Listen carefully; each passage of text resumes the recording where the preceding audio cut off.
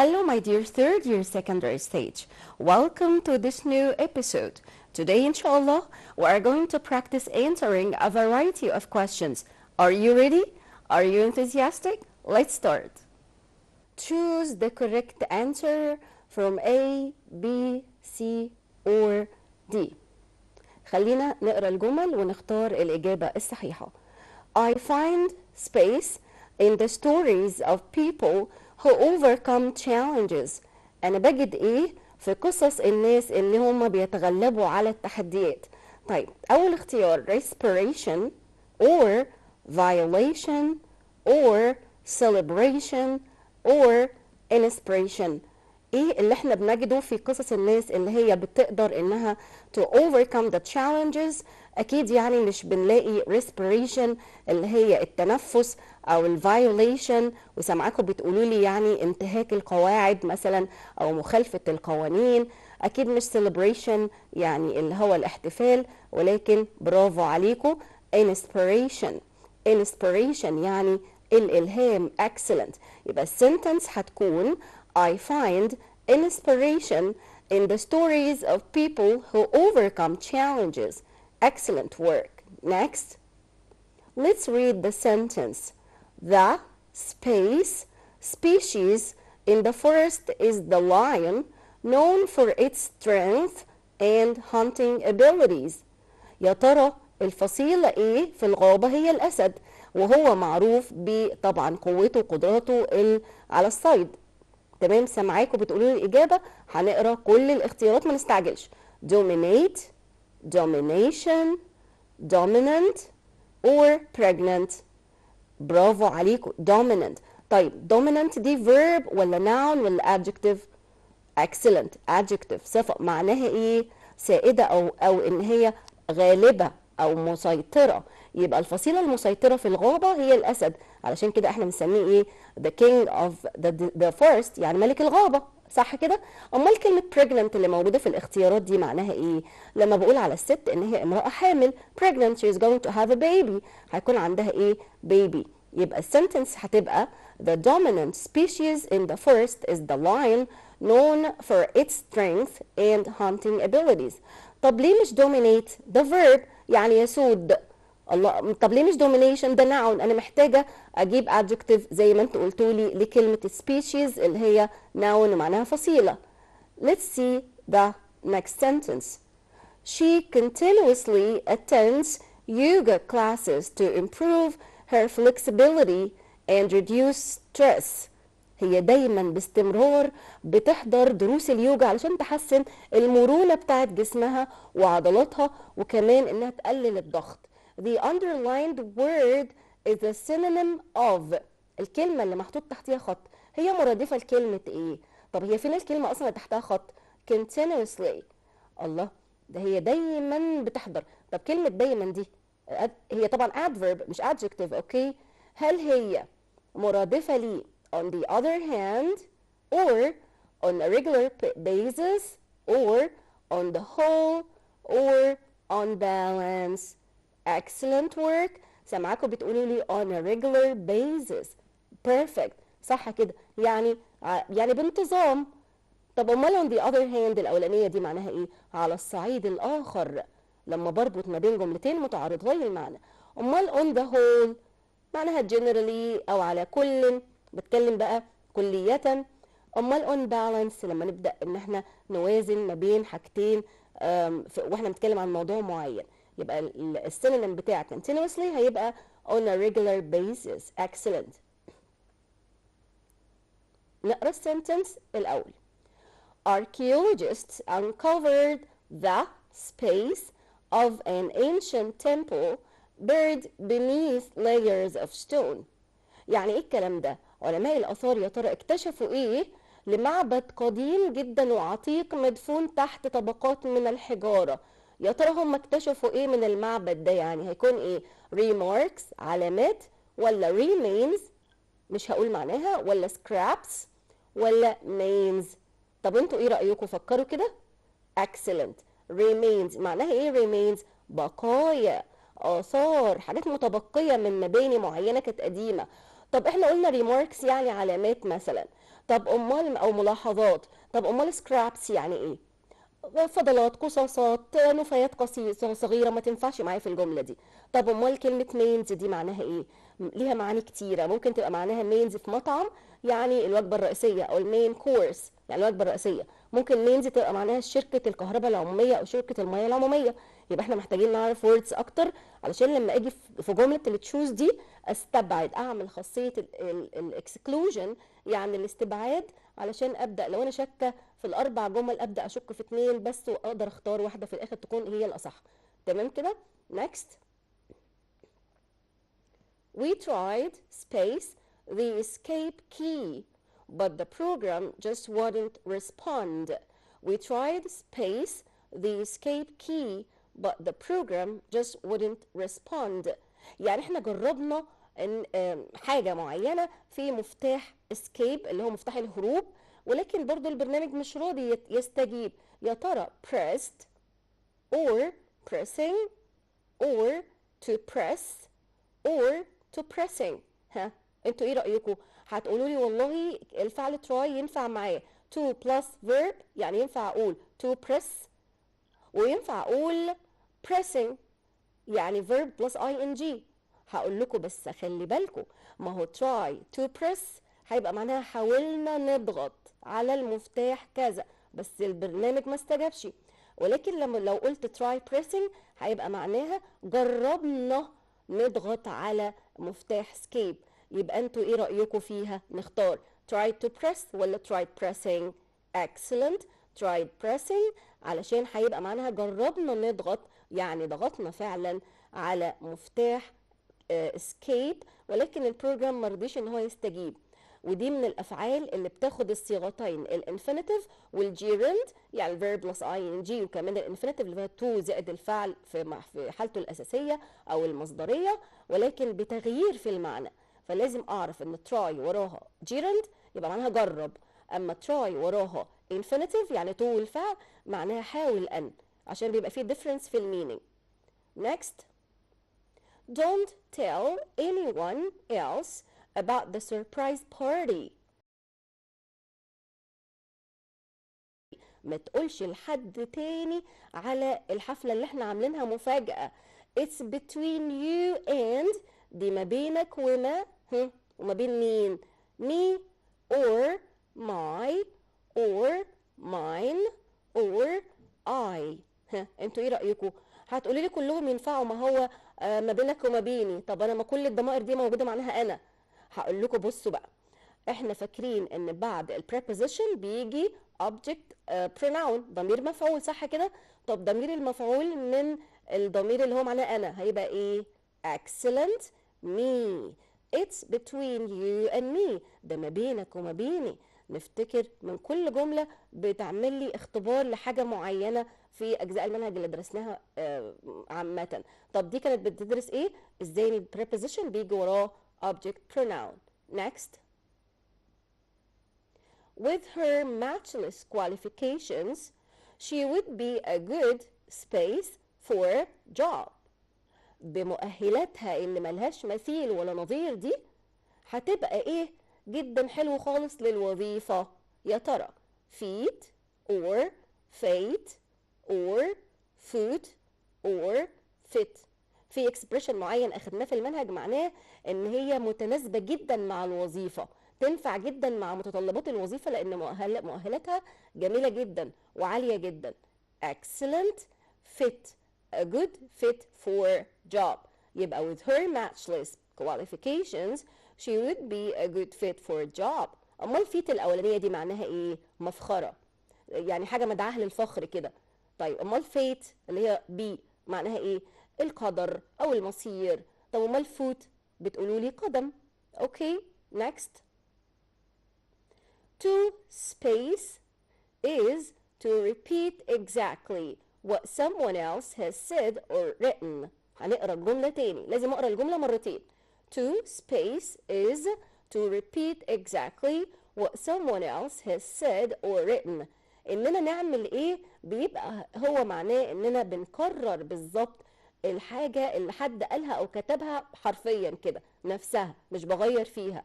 يا ترى الاختيارات تبقى ايه؟ summarize or paraphrase or quote or explain. ها فين الفيرب اللي معناه نقتبس؟ excellent. quote لما نقتبس حاجة فاحنا بناخدها زي ما هي، زي ما حد قالها او زي ما حد كتبها. امال summarize اللي مكتوبة دي معناها ايه؟ يلخص. لما بيلخص بيجيب الافكار الرئيسية بس من الحاجة، مش بيكتب كل حاجة. طب paraphrase بيعيد الحاجة بألفاظ اخرى. اوكي. طب امال explain يشرح. يبقى الجملة هتكون to quote is to repeat exactly what someone else has said or written. Moving on. After losing his job, he decided to space himself as an entrepreneur. بعد فقدانه لوظيفته قرر ان هو يعمل ايه في نفسه يا ترى؟ كرائد اعمال او بيزنس مان. هنشوف. ها restart or reinvent or revise or remind. فين الفيرب اللي معناه يعيد اكتشاف نفسه كرائد أعمال؟ هيعمل وظيفة تانية، هيكتشف مهاراته في وظيفة تانية. excellent. reinvent himself as an entrepreneur. ليه هيعمل كده؟ ليه؟ لأن هو أصلا lost his job، فقد وظيفته. أمال restart يعني إيه؟ يبدأ من جديد، يعيد بداية حاجة. أمال revise يراجع. طب remind يذكر أو يفكر حد بحاجة. Okay, moving on. During the summer, she spaced herself in learning a new language. During the summer, she spaced herself in learning a new language. Immersed, reversed, reserved, conversed. ها انتوا ايه رأيكم؟ انتوا بتعملوا ايه في الصيف؟ هل بيبقى عندكم free time و leisure time في الصيف علشان تعملوا activities كتيرة؟ yes. طب هي هنا عملت ايه في نفسها في تعلم لغة جديدة؟ شغلت نفسها، غمست نفسها. فين الفيرب بالمعنى ده؟ excellent. immersed يعني غمست نفسها، شغلت نفسها في تعلم لغة جديدة. طب امال reversed اللي هي بي دي معناها ايه؟ عكسة. طب امال reserved يعني حجز او حافظ على حاجة او kept. طب conversed برضو معناها زي reversed يعني عكس الحاجة. اوكي. يبقى السنتنس هتبقى during the summer she immersed herself in learning a new language. Moving on. Space are used in essays to connect ideas, sentences, and paragraphs. Space are used in essays to connect ideas, sentences, and paragraphs. يا ترى ايه اللي بيستخدم في المقالات علشان يربط الافكار والجمل والفقرات بتاعت الاسي مع بعضها؟ هنشوف. يا ترى الترانزيشن words الكلمات الانتقاليه كده زي مثلا moreover, in addition, on the other hand, consequently, hence, etc. ولا support sentences الجمل الداعمة اللي هي بتدي examples و details عن الموضوع؟ ولا الانترودكشن اللي بتبقى جملة في أول الباراجراف كده وتعرفني أو في الاسي وتعرفني الموضوع عن إيه؟ يا ترى بقى conclusions يعني الاستنتاج اللي هي بتبقى في الخاتمة في الاسي؟ انتوا ايه رأيكم؟ ايه الحاجة اللي بتربط الأفكار والجمل والباراجرافز مع بعضها؟ excellent. transition words الكلمات الانتقالية اللي بنسميها conjunctions أو connectors أو linking words. perfect. moving on. دلوقتي معادنا مع reading passage يعني قطعة القراءة. هنقرأ الباسج ونستمتع بيها ونعمل لها كده ايه mind map في مخنا علشان نبدأ نحل عليها الكويستشنز. طيب الباسج بتاعتي بتقول children with disabilities face many challenges in daily life. الله، ده أول سطر بيتكلم عن الأطفال اللي عندهم إعاقات، عندهم عدم قدرة في نواحي معينة، وبتتكلم عن التشالنجز التحديات اللي بيواجهوها في الديلي لايف بتاعتهم. يبقى السنتنس اللي قدامي في أي باسج يبقى عرفتني التوبيك أو الأيديا أو السبجكت اللي الباسج هتتكلم عنها. أوكي، أخلي بالك جدا الباسج دي عن إيه عشان هيسألني بعد كده على الحاجات دي. alright. يبقى كل ما بقرا انا بعمل مايند ماب، يعني خريطه عقليه للاجزاء بتاعه الباسج، انا مش بقراها وخلاص. alright. طيب هنلاقي بقى details. They may have physical disabilities or learning difficulties that make it harder for them to do things that other children can easily do. هيبدأ يتكلم عن أنواع الإعاقات دي زي الإعاقة الجسدية physical disability و learning difficulties أو صعوبات التعلم اللي بتخليهم إن هم مش similar to the others، مش شبه الآخرين، بيبقوا different. However، وبالرغم من ذلك with proper support، لما بنديهم الدعم بقى الصحيح and care والرعاية disabled children can live happy and fulfilling lives. الله بدأ ينتقل لأفكار إيجابية. الباسج هتتحول من مشكلة للحل. يبقى المود بتاع الباسج برضو، وانا بقرا الباسج بعرف التون بتاعتها، لانه ممكن يسالني يقول لي التون بتاع الباسج ده بوزيتيف ولا نيجاتيف، حاجه ساد ولا هابي. ده خلي بالنا جدا من الجزئيه دي. One of the most important ways to help disabled children is by ensuring equal access to education. أحد أهم الطرق إن إحنا نساعدهم إن إحنا نخليهم يحصلوا على تعليم، نديهم فرص متساوية أو متكافئة للحصول على التعليم زي الآخرين. يبقى ده حل برضو من الحلول لمساعدة أو دعم الأطفال children with disabilities. Schools should have specialized programs, skilled educators, and accessible facilities to meet their needs. يبقى لازم meet their needs، يعني نحاول ان احنا نحقق مطالبهم او احتياجاتهم، وكمان المدارس لها دور، بتديهم البرامج والمدربين، المعلمين المدربين والمرافق والادوات اللي هي بتسهل لهم التعلم. بيبدأ يكلمني عن دور كل حد، المؤسسات والافراد وكده، يقدر يساعدهم ازاي. This allows disabled children to learn alongside their peers, helping them gain confidence and social skills. ده بيخلي الأطفال يعملوا إيه؟ بيتعلموا كويس زي النظراء بتوعهم. هنلاقي في كلمة قدامي underlined. الكلمة دي ليه محطوط تحتها خط؟ أكيد هيسألني عليها. طب أنا أبدأ أخمن معناها لو مش عارفاه. أنتوا عارفين معنى الكلمة دي؟ بيخليهم، هو بيقول لي ده بيسمح لهم، الحلول دي كلها والتسهيلات دي بتسمح لهم ان هم يتعلموا زي مين؟ اكيد زي زمايلهم. تمام كده؟ نخلي بالنا من معاني الوردز، نحاول نخمن guess the meaning from context، نخمن المعنى من السياق لو مش عارفينه. Moreover, emotional support is also essential. وكمان الدعم العاطفي مهم جدا. شايفين كمية الحلول اللي موجودة والبوزيتيف ايديز، الافكار الايجابية اللي في الباسج، كل ده هيسألني عليه بعد كده. Disabled children may feel different from others. يمكن يحسوا انهم مختلفين. Encouraging words, friendship and family support can boost their confidence. بس بقى الكلمات المشجعة والصداقة والدعم الأسري ليهم هيعزز ثقتهم بنفسهم. كل دي حلول إيجابية.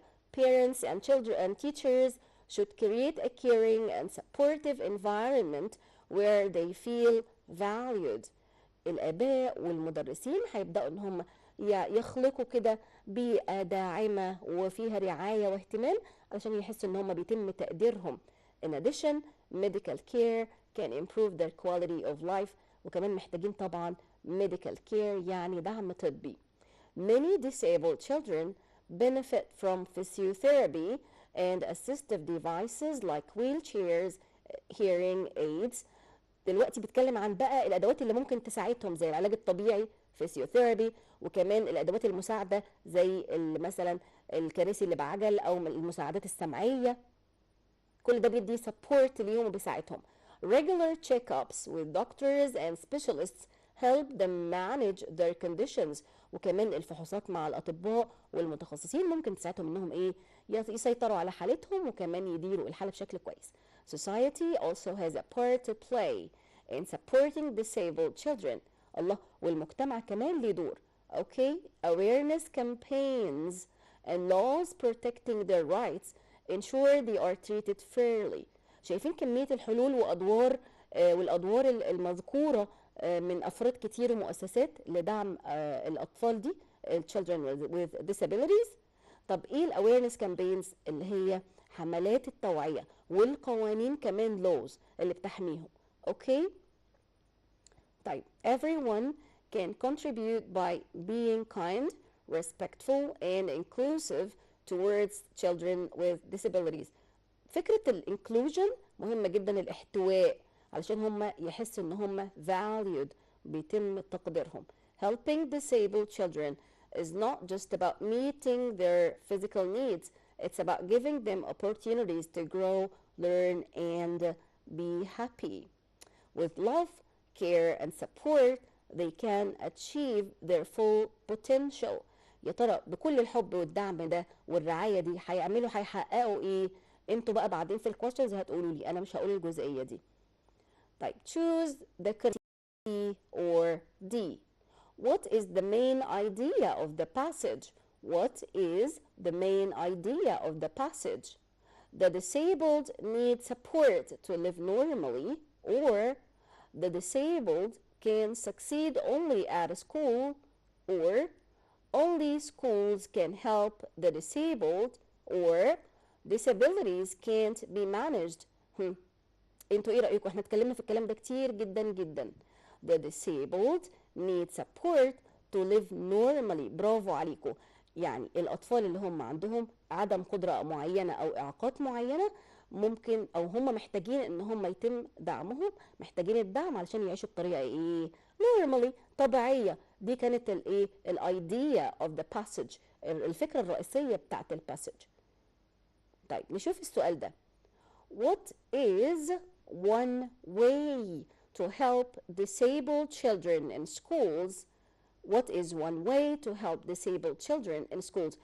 ايه اذكروا لنا كده طريقة نساعد بيها الأطفال المعينة اللي هم عندهم مشكلة معينة أو عدم قدرة في شيء معين في المدارس. يعني ايه دور المدارس؟ نعمل ايه؟ Keeping them separate from other students، نخليهم منفصلين عن الأطفال الآخرين، نحطهم كده لوحدهم في مكان. Asking them to stay at home، نقول لهم اتفضلوا اقعدوا في البيت، نطلب منهم ده. Providing special programs, trained teachers، نزودهم ببرامج خاصة بيهم متناسبة مع مشكلاتهم وكمان مدرسين مدربين. Not giving them exams، ما نديهمش امتحانات. سامعاكوا اهو بتقولوا لي providing special programs and trained teachers. Excellent. Next. Why is emotional support important for disabled children? Why is emotional support important for disabled children? ليه الدعم العاطفي مهم من الأطفال ذوي الإعاقة؟ يا ترى it makes them better at sports، بيخليهم يعني شاطرين وأفضل في الرياضات. it helps them feel valued and confident، بتساعدهم إنهم يحسوا بالتقدير كده والثقة. or it helps them avoid studying، بتخليهم يتجنبوا أو بتساعدهم في تجنب الدراسة، هو ده اللي احنا عايزينه يعني. or it allows them to stay home from school، هيسمح لهم بقى بأنهم يقعدوا في المنزل بعيد عن المدرسة. برافو عليكم. it helps them feel valued and confident. ده أثر الدعم العاطفي أو emotional support لل-disabled children. Moving on. We infer from the passage that wheelchairs help disabled children to احنا هنستنتج من الباسج ان الكراسي اللي بعجل بتساعد الأطفال ذوي الإعاقة على ايه او انهم يعملوا ايه. طيب ايه كلمة infer دي او مهارة الاستنتاج دي؟ هل ده معناه ان المعلومة اللي احنا محتاجينها كانت مذكورة or mentioned explicitly في القطعة؟ لا، ما كانتش مذكورة صراحة في القطعة. ده احنا هنخمن، هنعمل guessing، conclusion، infer، استنتجوا. اوكي، طب تعالوا نفكر. على فكرة دي مهارة من مهارات السب سكيلز او المهارات القراءة الفرعية، ومن مهارات الهاي اوردر ثينكينج سكيلز، مهارات التفكير العليا والتفكير النقدي. تعالوا نشوف الإجابات ونبدأ نقيم كده، نعمل evaluation كده. Provide them with movement assistance، بتساعدهم أو بتزودهم بمساعدة حركية. Keep them away from school، هتخليهم يبعدوا عن المدرسة. Make them feel different، هتخليهم يحسوا إن هم مختلفين. Find new disabilities، هتخليهم يوجدوا إعاقات أخرى. انتوا ايه رأيكم؟ انتوا شايفين ان الباسج كلها حاجة بوزيتيف بتديني حلول، يبقى لما اديهم ازودهم بحاجة تساعدهم يبقى ده ايه؟ excellent. برافو عليكم. provide them with movement assistance يعني بزودهم بمساعدة حركية، طبعا لأن عندهم مشكلة يبقى محتاجين دعم كمان في الأدوات. excellent. moving on. What is the role of parents and teachers in supporting disabled children؟ يا ترى ايه دور الآباء والمعلمين في دعم الأطفال ذوي الإعاقة؟ ignoring their feelings تجاهل مشاعرهم. comparing them to other children نقعد نقارنهم بقى بالأطفال الآخرين. or ensuring that they are treated cruelly نتأكد ان هم بيتعاملوا بقسوة، نقعد نعملهم كده بقسوة ولا ايه؟ providing them with care and affection نزودهم ونمدهم بالرعاية والمودة والحنان. excellent. providing them with care and affection. You're doing a great job. moving on. What is the phrase achieve their full potential mean in the passage? What does the phrase achieve their full potential mean in the passage؟ الفريز العبارة دي كان معناها ايه يا ترى؟ to do as little as possible انهم يعملوا اقل حاجة عندهم، اقل حاجة ممكنة، ولا to reach their best abilities with support انهم يوصلوا لافضل قدرات عندهم بالدعم، لما نزودهم بالدعم يعملوا احلى حاجة عندهم او اقوى حاجة عندهم او القدرة اللي يقدروها، يعني اعلى حاجة يقدروها. to struggle throughout life انهم يقعدوا يتعبوا كده في الحياة. or to avoid working hard انهم يتجنبوا العمل بجد. برافو عليكم. سامعاكم بتقولوا لي to reach their best abilities with support انهم يوصلوا لافضل قدرة عندهم. الاكسبريشن ده مهم جدا وعالي جدا. achieve their full potential يعني يحقق احسن قدرة او افضل قدرة عنده، يوصل باعلى قدرة او باعلى امكانية موجودة عنده. Well, this is the end of our episode today. Thank you so much for joining me. It has been a pleasure having all of you. I wish you all the best of luck. Take care.